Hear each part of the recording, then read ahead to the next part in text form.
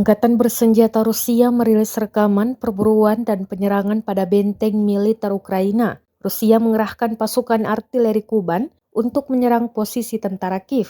Rekamannya beredar di Telegram pada Senin 27 Mei 2024. Drone merekam ledakan demi ledakan yang secara dahsyat menghancurkan benteng militer Kiev. Dalam keterangan unggahan disebutkan, artileri dari Brigade Artileri ke-238 Rusia memburu kelompok tentara Ukraina di garis kontak tempur. Tindakan terkoordinasi dari unit-unit tersebut secara akurat dan cepat mengenai personel Ukraina yang sedang bergerak dalam pendaratan di garis depan. Musuh menderita kerugian yang signifikan baik tewas maupun luka-luka, klaim Rusia. Rusia menginvasi Ukraina sejak Februari 2022.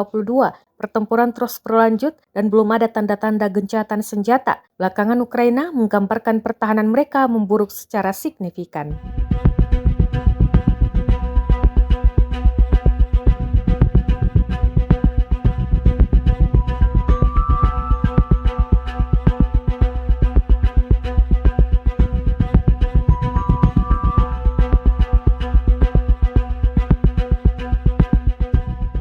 Download Tribun X sekarang, menghadirkan lokal menjadi Indonesia.